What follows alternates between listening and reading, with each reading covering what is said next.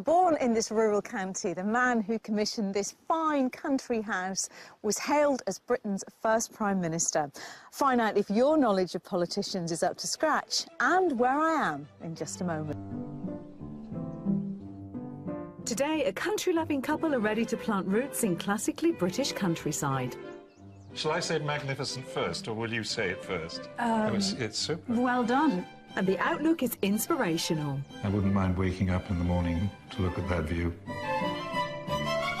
Today, I'm in Norfolk, and this magnificent building behind me is Houghton Hall. It was built by Sir Robert Walpole in the 1720s and 30s while he was Prime Minister, a post he held for an impressive 21 years. His ambitions were huge, and he employed a vast array of architects, with the final build cost coming to over £200,000, putting it at the time on a par with Blenheim Palace. Sadly, he only got to live here for a few years before he passed away. Today it remains one of Britain's finest Palladian buildings and an architectural gem in this beautiful landscape. When it comes to buying property, Norfolk offers great value for money, with the average cost of a detached house here costing £235,000. Now that's an impressive £47,000 below the national average. However, if you want to live on the North Coast in places like Wells next to the sea or Thornham, you will pay a premium of up to 60%. But you do get more for your money inland, so the villages around the market towns of Dereham or Swaffham are well worth exploring. So let's meet today's buyers and find out why they want to move to Norfolk. Retired sales and marketing director Peter and retired accounting manager Diane have spent 44 years living as expats all over the world. But when they met almost half a century ago, it was in the north of England. We met in Newcastle. Peter moved up from the south. I already lived in the north, and he joined the company I was working for. I have a memory of standing one day in front of a notice board, and there was this stunning bird looking at the notice board as well. Somehow a conversation started, and it hasn't stopped. That was 1967. They wed 10 years later, and they're still love's young dream. She was and remains knocked down, drop dead gorgeous.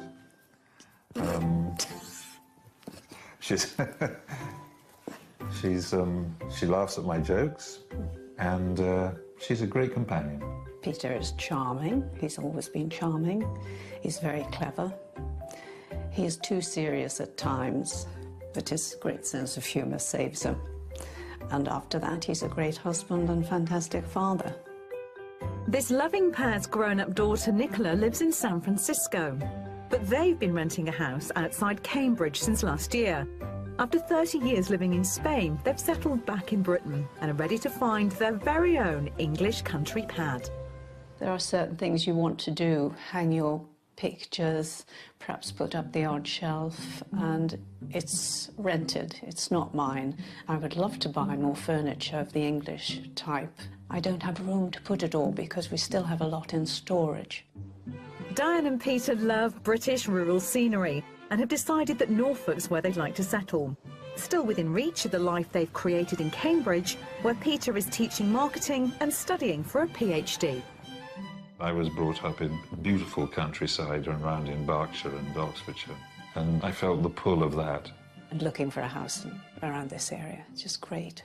You have the sea, you have the lovely countryside, which I know people say it's flat. I like flat. The trees come up to jump at you. I love trees. It's just a genuinely beautiful, beautiful countryside. I think we're very lucky to be here. A driving factor in their move to Norfolk is to make the most of the great outdoors. East Anglia is beautiful, it really is lovely, and I want to explore it more and get my paints out of storage, things like that. You know, walk to the pub. We want to do that. We like doing that. We very much like walking to the pub. Yes. I play lots of golf. I enjoy that. Peter enjoys walking. He has an allotment here, which he couldn't have in Spain. It's a different type of climate. So in a strong position as cash buyers, they can't wait to get off the starting blocks and begin the search for their Norfolk country home. This move is going to give me a feeling of having roots in the ground and a feeling of permanence would be very, very pleasant indeed. It hasn't been home for a long, long time, but the feeling is there. There's just something, I belong here, and it's going to work, and we're going to find a home, and that's great. Diane and Peter are drawn to the country villages in the heart of Norfolk, but are happy to consider anywhere within the region that's no more than an hour-and-a-half's drive from Cambridge. And before we hit the Norfolk roads, I'm meeting them in the county to get up to speed with their property wish list. Well, welcome to Norfolk, both of you. Let's talk about the house. What are you both looking for? For me, open plan would be lovely. That would be a great deal. I like that, yes. And definitely 2 bathrooms. And what about bedrooms? 3 bedrooms minimum. 1 for a guest, 1 for us. Oh, perhaps 4. Perhaps 4, or 2 bedrooms and 2 small offices where we can get away from each other for a while. She can do her thing in her office, I can do my thing in mine. Now, let's just talk about what the house looks like. What are you hoping to see? Character, yes. What about a garden? Are you keen gardeners? Do you want lots of land, not much land? That's probably more my obsession than Diane's. I would like a small area to grow some potatoes, grow some beans. OK, so what about the surrounding area? I think definitely within a walking distance of a village, yes. The idea of a pub we can walk to is very attractive. Yes. You're really smiling now. We like and you've got a twinkle in your eye. We like that. Well, we both like that. We both like it. We've had years of tapas bars, which are absolutely fantastic. But it's English beer for you, isn't it? Beer. Yes. Well, I've got a really good idea of what the two of you are hoping to find. So let's talk about budget. Remind me how much we're working with. The budget for this house is £425,000. I'm really hopeful that we can help you find that combination that you're looking for of open plan and character. And we've got some really interesting properties to show you. That's good. Are you raring to go? Raring to Very go. excited, yes. Thank you. A couple's budget of £425,000 is generous for the area, which is a positive start. After half a lifetime abroad, they want to come home to a spacious property with character and an open plan layout offering an all-in-one kitchen, dining and living area. Diane would love a room to paint in and Peter a study, so they need 3 to 4 bedrooms. And 2 bathrooms is a must. Outside, they're after a manageable garden and they'd both like to be near a village with a friendly local high on the list of requirements. We've gathered a fantastic range of properties, but their price tags will only be disclosed after each one has been toured. And the final visit to the mystery house might put our buyers on the back foot when they first see it, but hopefully it'll be a proposition they'll quickly warm to.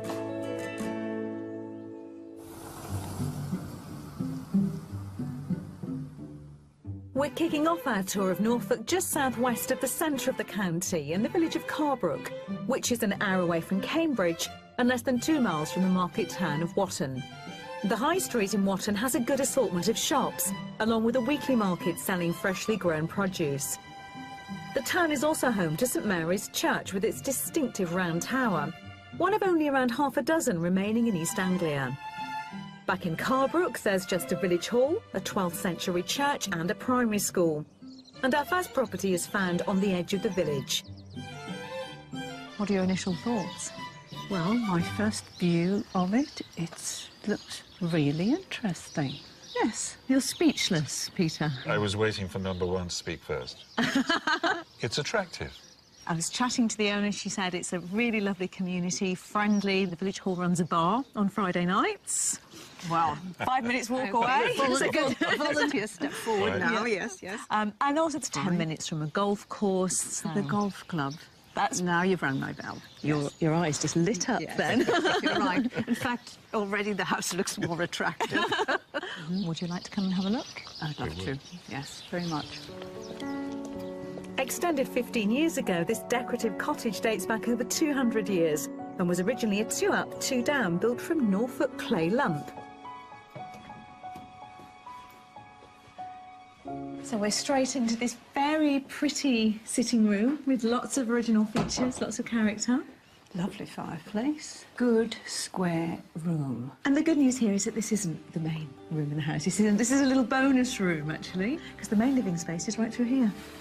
Ooh, gets better by the minute. Across the hallway, with enough room for a desk, is a large sitting room with access to the garden.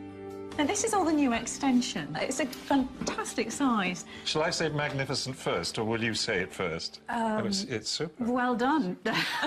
Just... This surprises me. Off to the left just there is a really big dining room. There's a lovely light, spacious conservatory, which could be a nice light place to work and to paint. And I know the kitchen is important to you. It's not part of the living space, but it's still, I think it's impressive, and I'm hoping those smiles will continue. A very promising start, and there's still lots more to see. Back off that spacious hallway, we find a boot room, a separate utility, a cloakroom, and finally, the kitchen.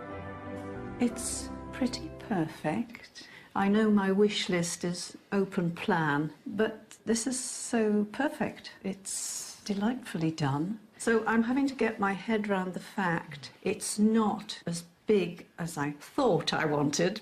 I'm totally confused, let's put it like that. It's not perfect as a big kitchen diner, but it's pretty perfect as a big kitchen with a little dining area in it. I think the hardest thing with a house search is deciding what compromises you're going to make, and there are always going to be compromises.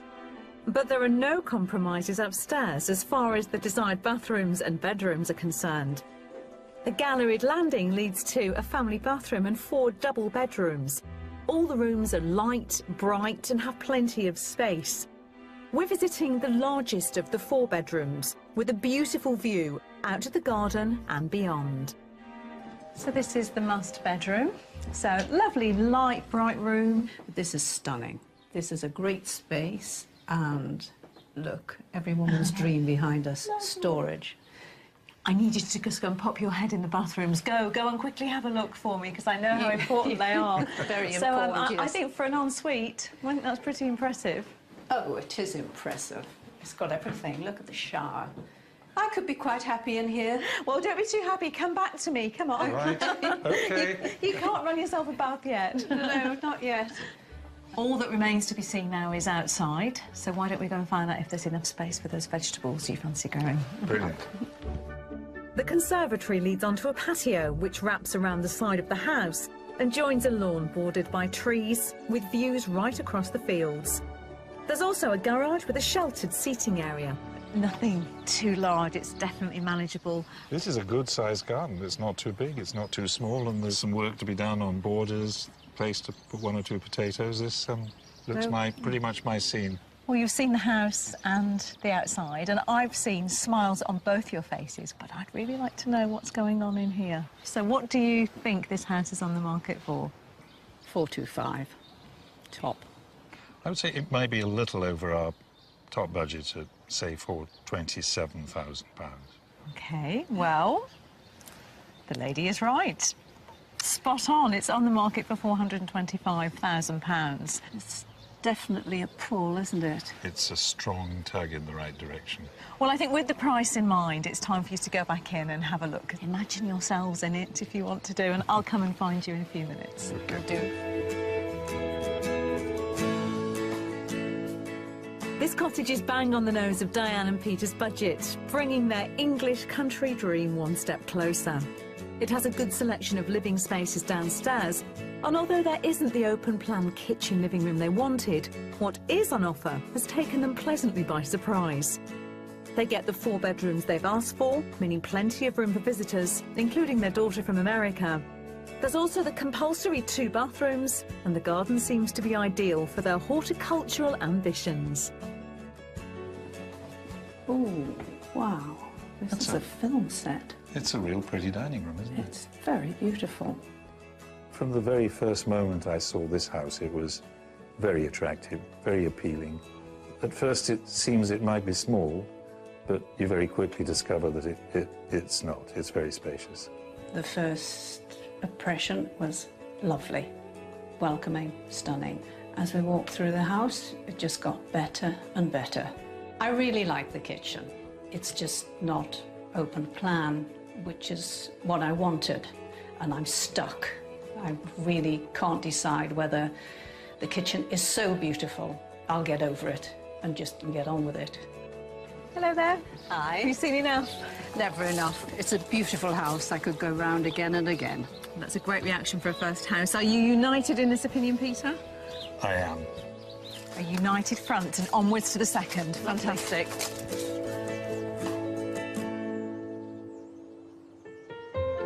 In southwest Norfolk lies an area known as the Brecks, made up of heathland and vast forests. It boasts the best climate in Britain, with low rainfall and hot summers. To the north of the Brecks, in the town of Swaffham, is the Green Britain Centre, which makes the most of the temperate climate here and teaches people to live more sustainably. There are almost 12 acres devoted to organic fruit and veg and supporting native flora and fauna. And it has its own wind turbine, designed by British architect Sir Norman Foster. At just over 100 metres high, it's the only one in the world which houses a public observation platform. Diane and Peter are keen to grow their own produce when they move, and they've come to chat to horticulturalist and manager Paul Woodmin to find out about living off the land. They're meeting in the rather special orchard. Paul, what makes this orchard different? Well, this was planted really to celebrate some of the heritage that Norfolk has had with apple growing in the past. We've got 60 different varieties of mainly apple. There are some pears in here, and we've actually got a medlar. So they are varieties that would have been common in this area 200 years to 100 years ago. Have you any suggestions as to the type of apple we should put in our garden? All depends on your taste, but I'd go for a good eater and a good cooking apple. What is important is you need to make sure that they're in the same pollination group. And one thing that will help with that is perhaps planting a crab apple. In order to produce fruit, apple blossom must be fertilised by the pollen from a flower of a compatible but different variety of tree. Crab apples usually successfully pollinate many other varieties of apple. I'm a bit of a veg man, Paul. My dream house has got something of a vegetable plot. Do you have anything like that hidden around here? We certainly do. Right. If you follow me, we'll go and take a look. OK, fine. Mind your head. Paul's taking Diane and Peter to the organic garden, where a variety of crops are growing, including mixed lettuce, carrots and onions, without the use of pesticides, herbicides or artificial fertilisers. Is there any particular tip you can give for growing potatoes organically? Because I don't do a very good job of it at the moment. OK, well, potatoes, it's about the timing, really. So it's getting them in as early as we can after the frosts have passed. Spacing's also very important. It's good to encourage a lot of ventilation around the plants, otherwise you can be encouraging a fungal infection called blight. It's a little bit outside the potato planting season now, but we've got some lettuce which we plant in succession. I wonder if you'd give us a hand planting some lettuces. Lettuce is good. I will. OK, thanks, Diane. Follow me. At the raised bed, Paul has tasked Diane with weeding before the lettuce seeds are planted. Just try and get as deep as you can. There's some long tap roots in there. This is very long, this one. Peter's given the job of raking the earth to prepare the seed bed. Oh, yes, that it is. OK, that'll about do us. Next, a stringed line is placed in the bed. This will just give us a good guide of where we're going to be planting our seeds. Fantastic. Great. Now, if you just use the edge of the trowel and follow it down the string line through the soil, we need a trench around about a centimetre deep. Like this? Fantastic. Now, next is the seeds. You want to sprinkle them down the length of that string, quite sparsely. OK. That's it. Now, just with your hand, put about a centimetre of soil on top of the seeds. Just push it on nice and push it gently. on. That's fine. Finally, a sprinkling of water, and in 3 to 4 weeks' time, the lettuces will be ready. And if they've found themselves a Norfolk home by then, they can come back to reap the rewards of their hard work. Thank you. This has been absolutely great. I've enjoyed every minute of it. It's been my pleasure. For our second property visit, we're heading to the village of Thomson, which is an hour's drive from Cambridge and just over 12.5 miles from the market town of Thetford. Here there's a golf club for Diane, less than 20 minutes drive from Thomson, a small village surrounded by fields with a strong community at its heart. There's a village hall and St Martin's Church, part of which has its roots in the 14th century. Thompson's also home to a number of properties that reflect the county's traditional architecture, including a pub dating back to the 1600s that's just a 5-minute stroll from our second offering. A home that's unusual on the outside and even more so beyond the front door. It's an 18th century Grade 2 listed barn conversion. It was converted in 2006 and it's been really sympathetically done. I love the roof. That sounds mad, but the roof is fantastic. Actually, it just all looks great. Really lovely. It's spectacular and it's very different. You keen to see inside? Oh, I'd love to. me too. This fabulous barn conversion from the 1700s has many interesting quirks. The chimney is made of bricks from the original floor, and the barn's ironwork has been crafted by the local blacksmith. The owners have already moved out, meaning a slightly sparse interior, but as soon as you step inside, it still manages to take your breath away. Oh, here we go, here we go. Is that a positive? Here we go, here we go. Everything in one room. I think this is open plan. I think it is open plan, yes. This is such a complete surprise. I've never been inside a barn conversion, simply because the outside has said no to me, but the outside here said yes. I'm thinking to myself, if we are to decide that we like open plan, this is the test of whether we mean what we say.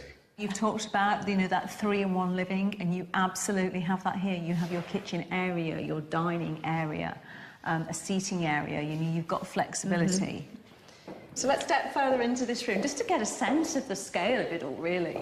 A well thought out kitchen with a central island. The kitchen is good, it's very good.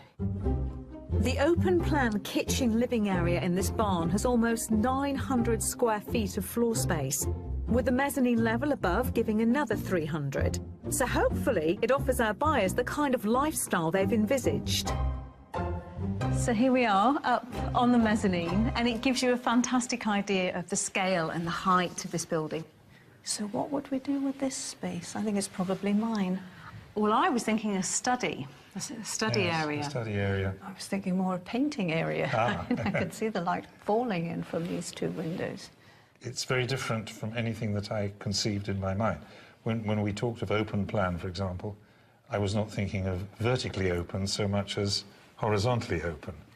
Well, I think we need to explore the rest, because you'll be happy to hear that the bedrooms aren't open plan, nor are the bathrooms. They're a bit more of a traditional layout, so Right. I think they'll feel a bit more familiar.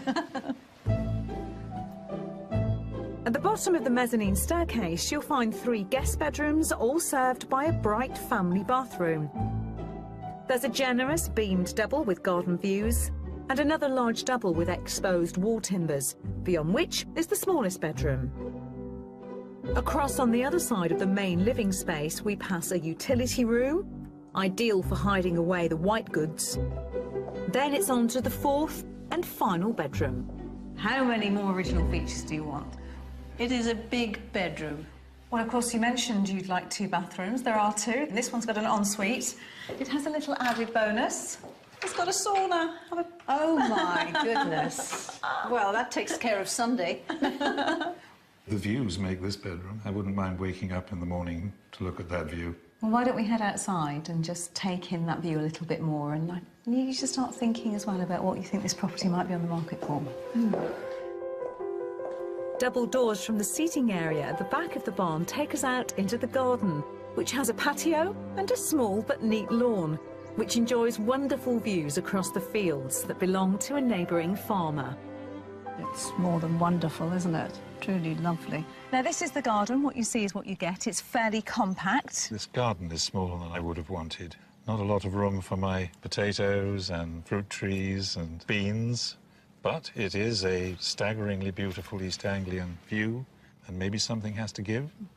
OK, what do you think this property is on the market for? It's time to guess. It's very difficult. I don't know anything about barn conversions, but my price would be $390.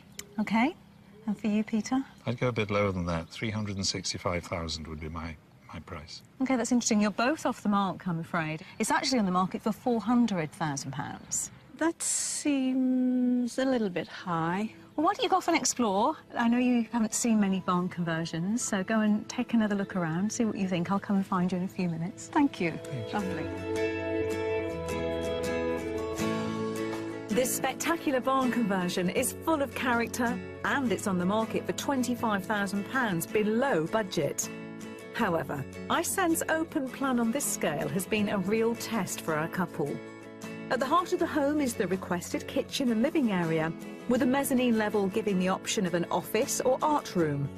There are 4 bedrooms and 2 bathrooms. And OK, the garden may be smaller than anticipated, but it does come with those great views. Well, coming through the door into this converted barn is a dramatic experience and an exciting experience, and you have this great sense of space, character, it's beautifully converted. But I think you would need a bit of modification to make it feel, shall I say, cosier? The downside was the garden size. I thought that was just a little bit too small for a house of this size. You know, you walk through this enormous room, there's a window over there with a view to die for miles. You open the door and you basically have a very small garden to walk into. This property is a contender, but with some reservations that I would need to think about. Hello. Hello. Well, that's put open plan living to the test, hasn't it? It really has, yes. That was a wonderful example of open plan living. It really was. Last of today's properties, have we given you much to think about this evening? Masses for me to think about. Plenty to think about. We'll be thinking. OK, let's go do some thinking then.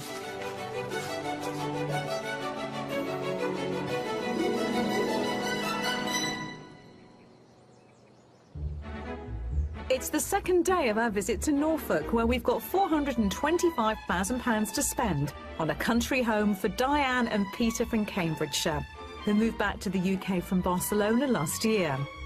We've still got to come face to face with a surprising mystery house. Oh, OK. This is probably the most positive feature of the house for me. And I'll be finding out about the colourful history of an ancient crop. And this is where the magic really starts. Look at all those different shades of blue coming out. Yesterday's search went well, and I found it fascinating that the house that really seemed to spark Diane and Peter's imagination wasn't the open plan house that I thought they'd love. I'm feeling confident about today and our mystery house.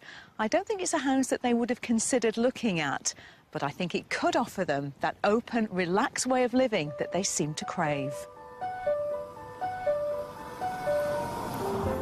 For our mystery house, we're travelling to the village of Great Ellingham, which is just about an hour's drive away from Cambridge. The village has a store and post office, a church and a gastropub, and the narrow lanes are lined with pretty homes typical of those found in the Norfolk countryside.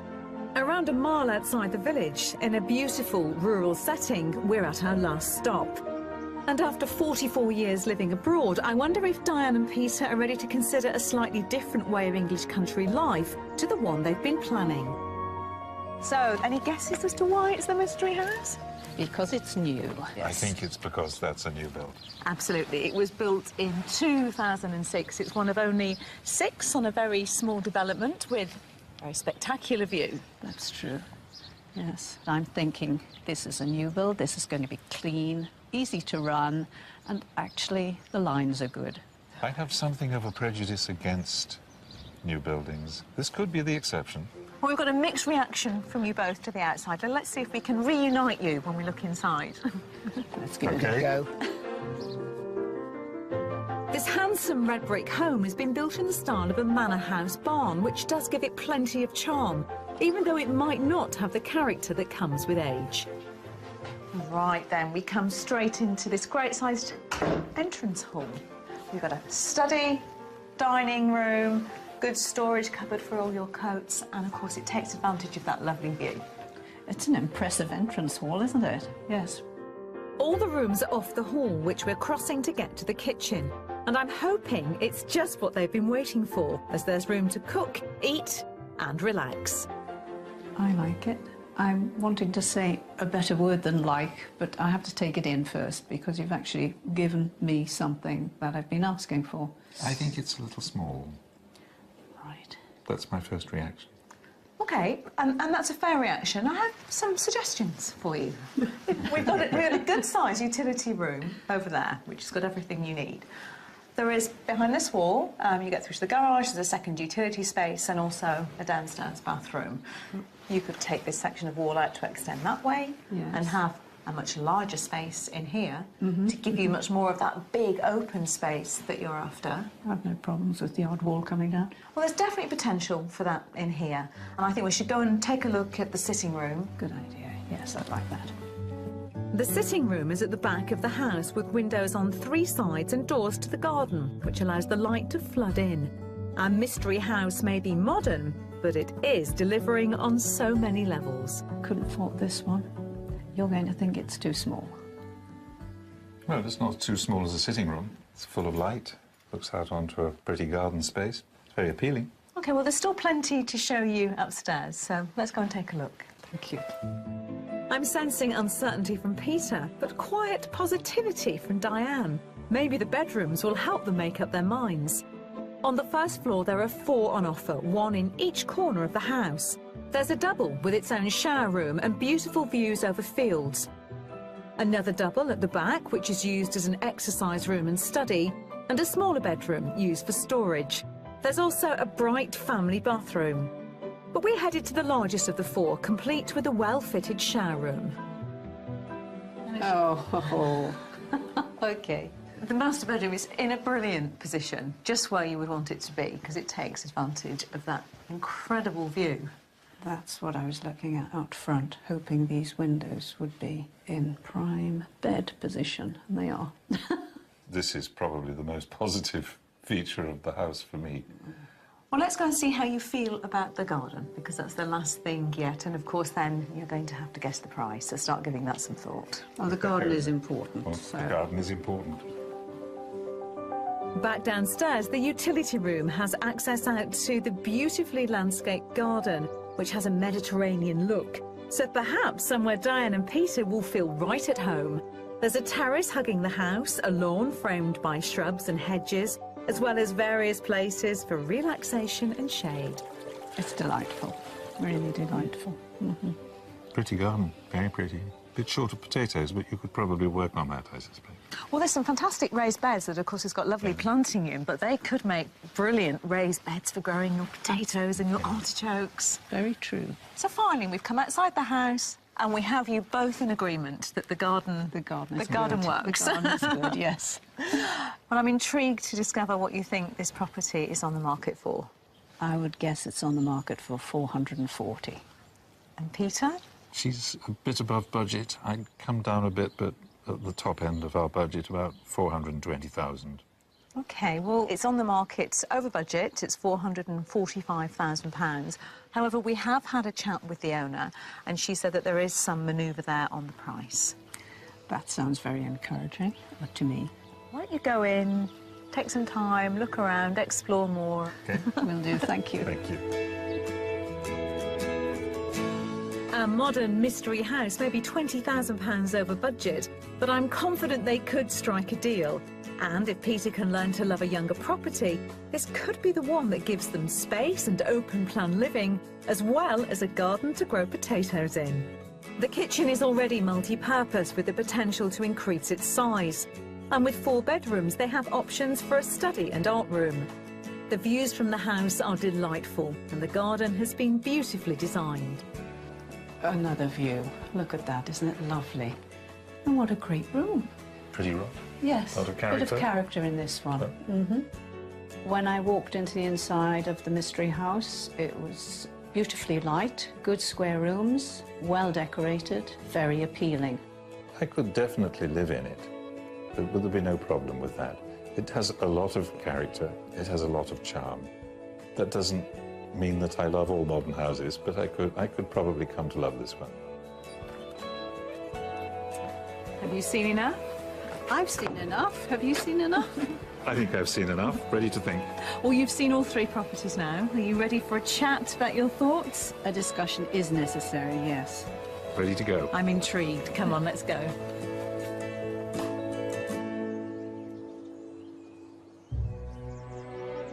The Norfolk landscape is defined by its agriculture, with arable crops like wheat a familiar sight. But hundreds of years ago, it was a flowering plant called woad that was everywhere. used to produce an indigo blue pigment to dye cloth. Ian Howard used to grow the usual Norfolk crops on his family farm until 15 years ago, when he decided to diversify and experiment with growing the ancient crop himself. He now produces 40 tonnes a year. Hello, Ian. Hello there. How are you doing? I'm all right. Good. So this is the woad. This is woad. What kind of crop is it? This is a brassica crop. It's part of the mustard family and it produces woad. The brassica family also includes broccoli, cabbage and cauliflower, but woad is not edible. It's very green and I can see bits of yellow, but I can't see much blue. We have a few leaves here for us. Look, that's how it looks in its first year.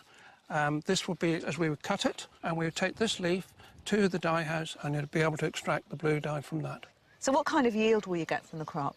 We would like to think we could get a tonne per acre, and from that we'd like to think that from a tonne of leaf we could get a kilo of pigment. The woad is planted in April, and by midsummer, when the leaves are about 6 inches long, it's ready for its first harvest. Ian harvests the leaves to produce a natural dye, but the seeds from the flowers are also put to good use. Oil is extracted from the seeds to create organic bathing products. But I'm interested to see how the leaves are transformed into that precious dye. So this is where all the alchemy happens. This is where it's all done. So how do you turn the green leaf into the blue dye? With a process of hot water and cold water and adding lime to it. And when we've done all that, we can then pump it around in the air, it oxidises and we will produce a sludge. We dry it outside in the sun. If not, we put it into an oven and we bake it and it'll come out like this cake. We will then grind this cake down to a powder, which is this, like that. And with that, we can then colour. How much crop would you have had to grow to get that much powder to dye with? I would suggest that we needed nearly an acre of leaf. Wow, it's incredibly intensive, isn't it? That's right. In the past, it was woad that provided colour to military and police uniforms until synthetic dyes came along, which led to the last woad mill in Britain closing in the 1930s. But Ian has resurrected this fabulous crop, and now a new raft of textile manufacturers and fashion designers are using his natural indigo pigment for their designs. Well, that's our property search over, and I have a feeling that one of the houses could well be a contender for the home that Peter and Diane are hoping to find here in Norfolk. So let's find out.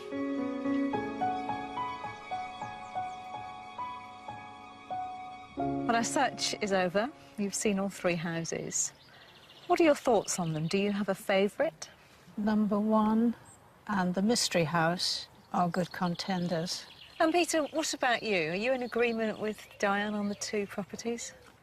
I think on balance I would say I preferred number 1, but the Mystery House is a very livable inn proposition. It's intriguing, though, to me that the 2 properties that have appealed to you most, they offered a nice flow to the living space, but they didn't offer that kitchen, living, dining. No, but the first property, I think there's a possible chance we could knock down a wall and extend. So what do you think you've learnt from our search here in Norfolk? With just a reasonable amount of compromise, I think we can find what we're looking for. So is there a what next with either property number 1 or the Mystery House? They both need a second look and an exploration of the area. The Mystery House has the views. It is winning on that. Well, I'm absolutely thrilled that out of the 3 properties, we've managed to find 2 that have sparked enough interest in you for you want to go back and to explore them again. We wish you well and lots of luck with wherever it is that you end up. I'm sure you're going to be really happy here. Thank you. Ginny, thank you very much. When I first met Peter and Diane, it was clear that they had very strong ideas about what they were looking for from their home here in Norfolk. And who can blame them for that? But as I've spent time with them, I've been impressed to discover that they're a couple who are prepared to compromise. And whilst they don't want to give up on that dream of open-plan living, I think our time with them has shown them that they may need to make the changes to a house themselves in order to get there. We wish them lots of luck with their move here to Norfolk, and I'll see you next time on Escape to the Country. Diane and Peter revisited both House 1 and the Mystery House, but have since decided that they'd like to live even closer to Cambridge than they first thought, so their house hunt continues. If you'd like to escape to the country in Northern Ireland, Scotland, Wales or England and need our help, please apply online at bbc.co.uk/beonashow. Born in this rural county, the man who commissioned this fine country house was hailed as Britain's first Prime Minister. Find out if your knowledge of politicians is up to scratch and where I am in just a moment. Today, a country-loving couple are ready to plant roots in classically British countryside. Shall I say magnificent first, or will you say it first? It's super. Well done. And the outlook is inspirational. I wouldn't mind waking up in the morning to look at that view. Today, I'm in Norfolk, and this magnificent building behind me is Houghton Hall. It was built by Sir Robert Walpole in the 1720s and 30s while he was Prime Minister, a post he held for an impressive 21 years. His ambitions were huge, and he employed a vast array of architects, with the final build cost coming to over £200,000, putting it at the time on a par with Blenheim Palace. Sadly, he only got to live here for a few years before he passed away. Today it remains one of Britain's finest Palladian buildings and an architectural gem in this beautiful landscape. When it comes to buying property, Norfolk offers great value for money, with the average cost of a detached house here costing £235,000. Now that's an impressive £47,000 below the national average. However, if you want to live on the north coast in places like Wells next to the sea or Thornham, you will pay a premium of up to 60%. But you do get more for your money inland, so the villages around the market towns of Dereham or Swaffham are well worth exploring. So let's meet today's buyers and find out why they want to move to Norfolk. Retired Sales and Marketing Director Peter and retired Accounting Manager Diane have spent 44 years living as expats all over the world. But when they met almost half a century ago, it was in the north of England. We met in Newcastle. Peter moved up from the south. I already lived in the north, and he joined the company I was working for. I have a memory of standing one day in front of a notice board, and there was this stunning bird looking at the notice board as well. Somehow a conversation started, and it hasn't stopped. That was 1967. They wed 10 years later, and they're still love's young dream. She was and remains knocked down, drop dead gorgeous. She laughs at my jokes, and she's a great companion. Peter is charming. He's always been charming. He's very clever. He is too serious at times, but his great sense of humour saves him. And after that, he's a great husband and fantastic father. This loving pair's grown-up daughter, Nicola, lives in San Francisco. But they've been renting a house outside Cambridge since last year. After 30 years living in Spain, they've settled back in Britain and are ready to find their very own English country pad. There are certain things you want to do. Hang your pictures, perhaps put up the odd shelf, and it's rented, it's not mine. I would love to buy more furniture of the English type. I don't have room to put it all because we still have a lot in storage. Diane and Peter love British rural scenery and have decided that Norfolk's where they'd like to settle. Still within reach of the life they've created in Cambridge, where Peter is teaching marketing and studying for a PhD. I was brought up in beautiful countryside around in Berkshire and Oxfordshire, and I felt the pull of that. And looking for a house around this area, it's just great. You have the sea, you have the lovely countryside, which I know people say